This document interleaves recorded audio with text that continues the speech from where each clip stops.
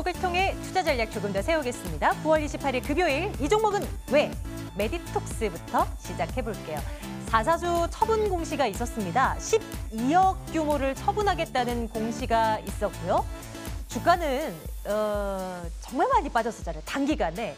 오늘 8거래일 만에 반등이 나오는데 이마저도 윗꼬리를 달면서 상승폭이 조금 줄어들긴 합니다. 과연 반등에 성공할 수 있을까요? 지금은 1% 넘는 상승권에 놓여있는 메디톡스 움직임 확인 가능합니다. 한국항공우주가 낙폭을 좀 줄였을까요? 그렇지가 않네요. 30% 가까운 급락으로 결국은 이 수준에서 마무리가 되지 않을까 예상이 되는데요.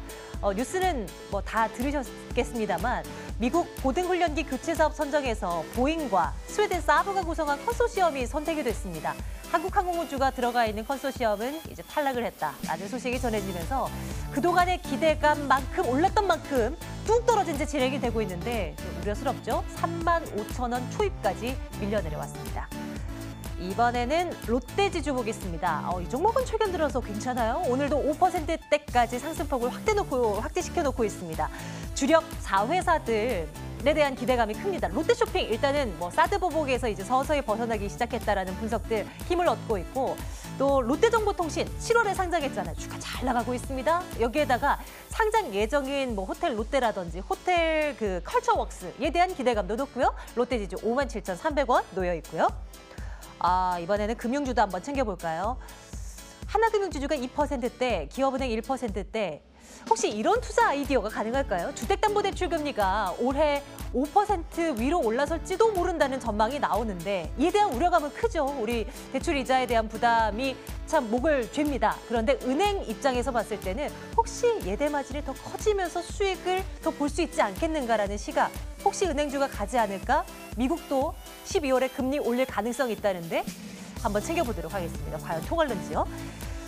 SK이노베이션 보겠습니다. 어제는 SO일이 진짜 많이 올랐었는데요. 오늘은 SK이노베이션이 정유 3사 가운데 또 크게 올라가더라고요. 지수 움직임도 괜찮았고요.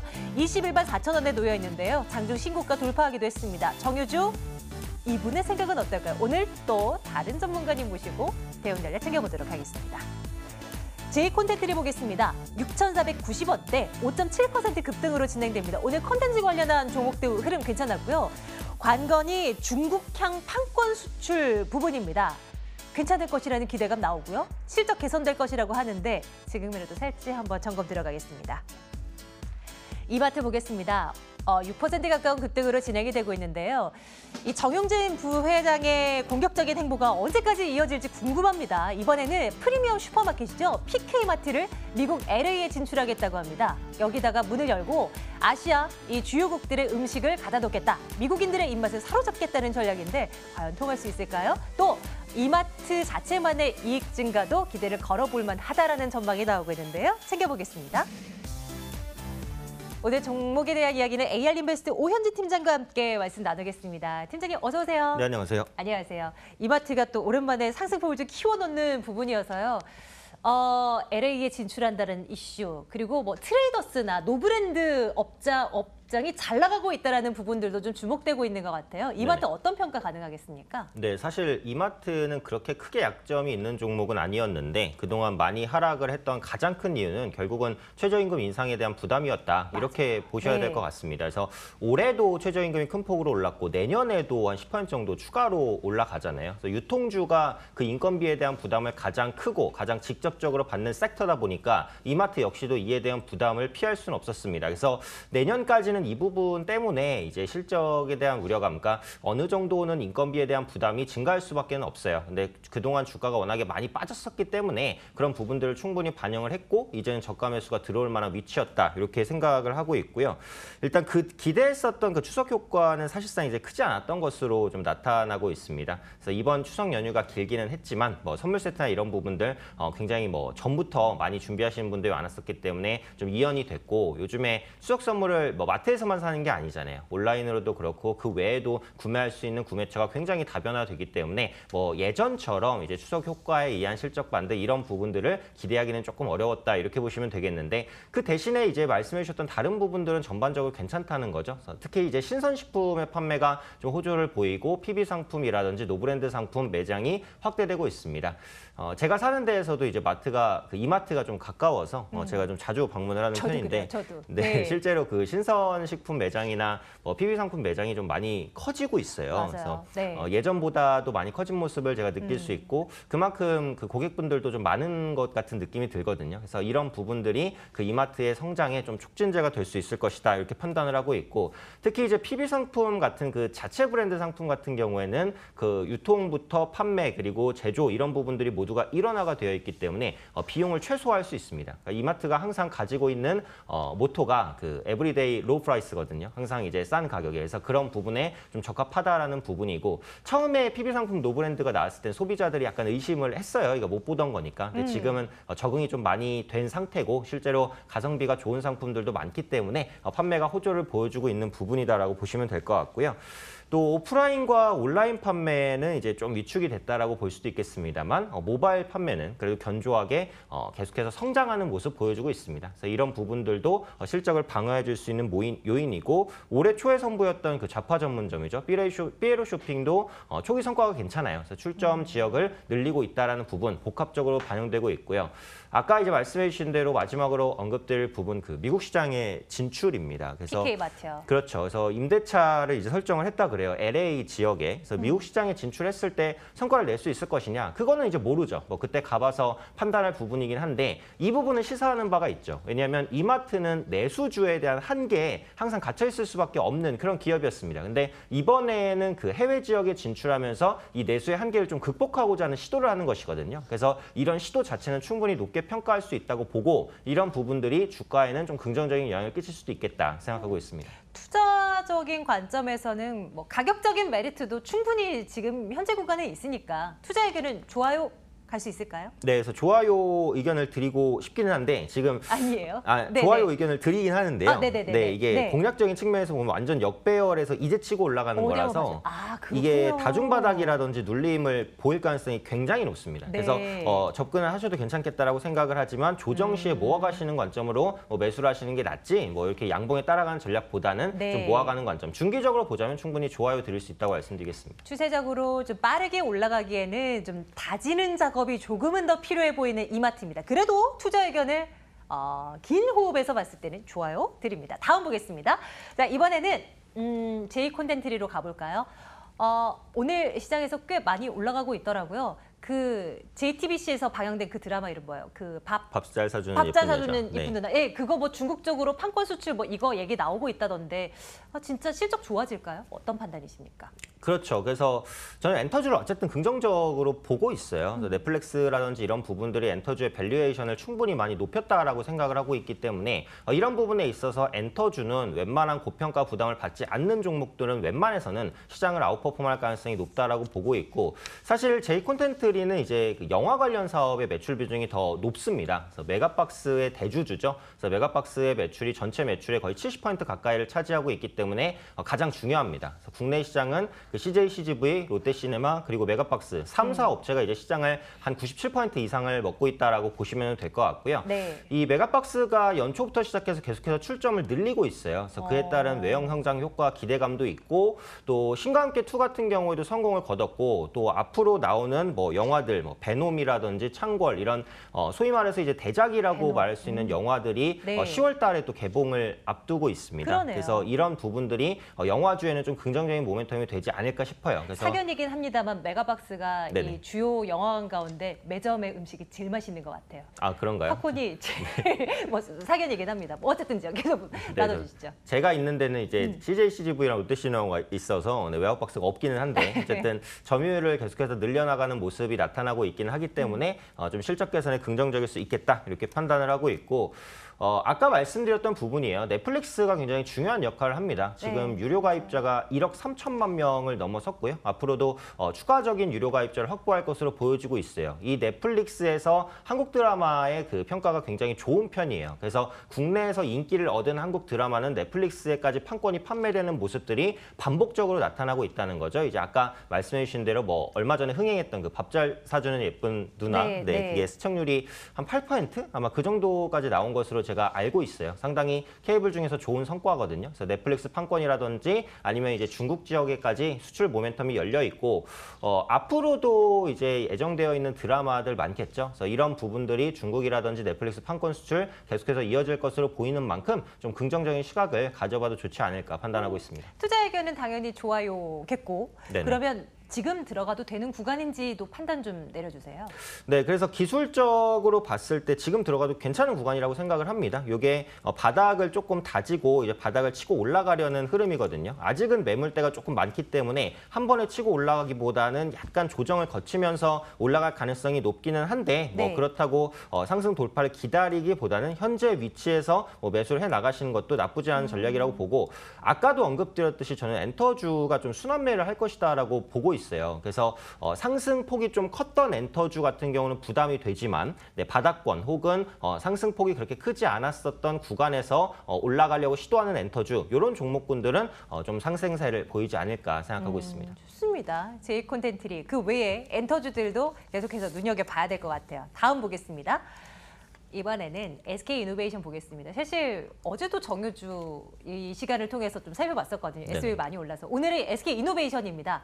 팀장님의 의견이 궁금해서 다시 한번 정유주를 가지고 와봤는데요. 최근 들어서 좋은 얘기는 많이 들리거든요. 근데 이걸 따라가서 사도 될까가 궁금해요. 어떻게 생각하세요? 결국은 그 부분인 것 같아요. 정유주는 저도 긍정적인 관점으로 보는데 이제 현재 주가를 보면은 SK이노베이션도 그렇고 들어가기는 좀 애매한 위치다라고 판단을 합니다. 아무래도 정유주가 올라갈 수밖에 없는 것은 유가 상승에 대한 부분을 빼놓을 수가 없어요. 유가가 완만하게 반등하게 되면 재고 차익에 대한 기대감이 생기게 되죠. 그러니까 한국 같은 경우에는 석유를 수출하는 국가입니다. 그러니까 수입을 해서 뭐 정제를 시키죠. 정제를 시켜서 뭐 휘발유든 뭐 나프타든 이렇게 분류를 해서 다시 판매를 하는데 그 수입과 그 다시 판매를 하는데 시차가 3개월에서 6개월 정도가 걸린단 말이에요. 그러다 보니까 유가가 상승하게 되면 좀 싸게 샀을 때 그 싼 시기에 사서 좀 비싼 시기에 팔 수 있으니까 그에 따른 차익이 남습니다. 다만 그렇다고 해도 유가가 단기간에 급등하게 되면 화학 제품이나 이런 부분에 대한 수요가 좀 위축될 수가 있기 때문에 그건 또 정유주에 안 좋아요. 그렇기 때문에 지금처럼 완만하게 상승하는 것이 정유주에 가장 좋다. 그런 부분들이 주가 상승의 가장 큰 이유다. 이렇게 보시면 될 것 같고요.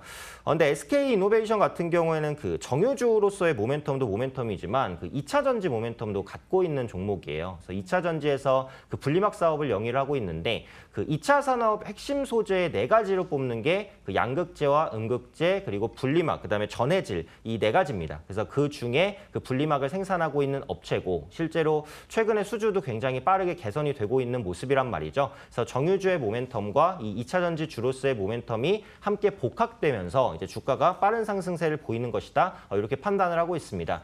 근데 결국은 이제 그 주가의 위치인 것 같아요. 이게 단기간에 좀 많이 올라오다 보니까 이전 고점까지 올라온 상황이고 제가 아까 봤을 때만 해도 여기 윗꼬리가 안 달렸었는데 종가 부근에 윗꼬리를 좀 많이 달았어요. 이게 매물에 대한 부담을 확실하게 안고 있다라는 거거든요. 그래서 저는 뭐 정유주도 긍정적으로 보고 업황 때문에 좋고 그다음에 전기차 관련주, 2차 전지 관련주 다 좋게 보고 그 둘 다 가진 게 SK이노베이션인 건 맞지만 단기간에 올라온 부담은 있기 때문에 추가적인 반등을 보인다고 해도 지금부터 바로 치고 올라가기는 어쨌든 어렵다. 그래서 현 수준에서 뭐 조정을 받으면 그때는 몰라도 현재 위치에서의 접근은 좀 어렵다. 이렇게 판단하고 있습니다. 그럼 투자 의견은 좋아요는 일단 뺄까요? 한 글쎄요 정도로요? 네, 그래서 업황은 좋지만 주가에 대한 부담이 있기 때문에 좀 글쎄요로 말씀드리도록 하겠습니다. 투자 의견 글쎄요 앞에는 여러 가지 전제 조건들이 붙었습니다. 이거는 좀 잘 이해를 해주셔야 될 것 같고요. 다음 보겠습니다.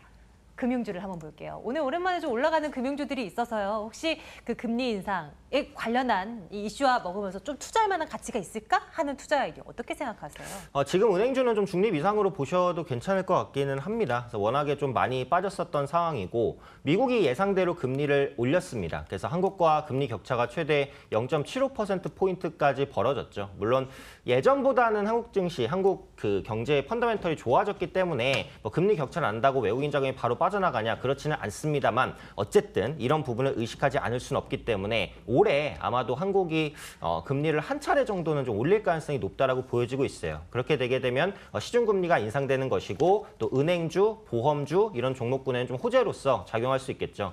그리고 금리가 올라가게 되면 예금금리, 대출금리 다 올라가지만 기본적으로 대출금리는 빠르게 올라가고 예금금리는 천천히 올라갑니다. 그래서 예대 마진을 벌릴 수 있기 때문에 이런 부분들이 은행주의 호실적을 만들 수 있을 것이고 실제로 상반기에 은행주들이 이 예대 마진 때문에 좋은 실적을 거뒀어요. 그런데 하반기에는 이 예대 마진이 더 벌어지면 벌어졌지 축소는 안 됩니다. 그래서 그런 만큼 3분기, 4분기에도 호실적에 대한 기대감은 있죠. 3분기 실적 시즌이 다가오기 때문에 은행주는 실적주로서의 매력도 있다라고 판단을 하고 있고 다만 이제 한 가지 변수가 그 주택 부분에 대한 그 규제라고 네. 봐야겠죠. 그래서 정부가 주택 시장을 좀 잡으려는 모습을 보여주고 있고 최근에 서울 지역의 그 부동산 거래량이 굉장히 크게 위축됐습니다. 그래서 이런 부분에는 그 은행주의 대출 실적을 좀 죽일 수 있는 이런 요인들이 섞여 있기 때문에 요거 하나 정도는 좀 체크를 해보셔야 될 것 같아요. 그래서 대출 시장이 지금처럼 계속해서 냉각된다면 요것은 은행주의 어느 정도는 불안정한 요소가 될 수 있다.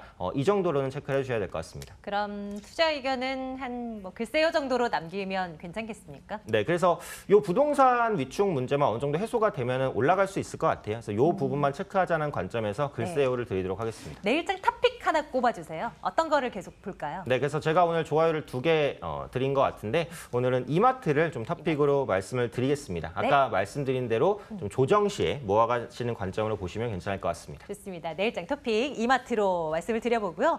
AR인베스트 오현진 팀장과 함께 말씀 나눴습니다. 팀장님은 여기서 보내드리고요. 저희 안신 앵커와 함께하도록 하겠습니다. 팀장님 고맙습니다. 감사합니다.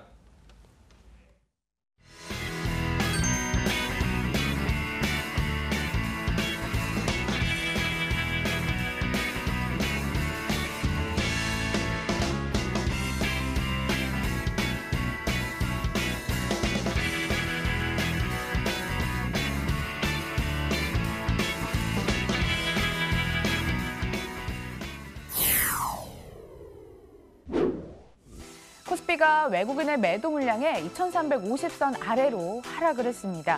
3거래 연속 꾸준히 상승했던 부분을 모두 회수를 하고 현재 호가 분위기 함께 살펴보시도록 하겠습니다. 코스피 같은 경우에 2,341선까지 미끄러져 내려온 상황입니다. 코스닥도 반락된 분위기를 연출하고 있는데요. 하락하는 종목이 월등히 많았고 악화된 투자 심리가 읽히는 가운데 1.3%까지 조정을 받으면서 822선에 종가를 형성할 것으로 보입니다. 시가총액 상단 살펴보도록 하겠습니다. 대형주 중심의 하락세가 짙었습니다. 5개 종목 모두 하락하고 있고 낙폭도 상당한 상황. 삼성전자, SK하이닉스 나란히 하락을 하고 있죠. 한국투자증권에서 삼성전자 3분기 영업이익이 정점을 찍고 내려올 것이다라는 다소 비관적인 레포트를 내놨습니다. 개인의 물량이 출회되면서 46,350원에 마감을 준비하고 있습니다. 자, 이렇게 해서 호가 분위기 함께 돌아봤습니다.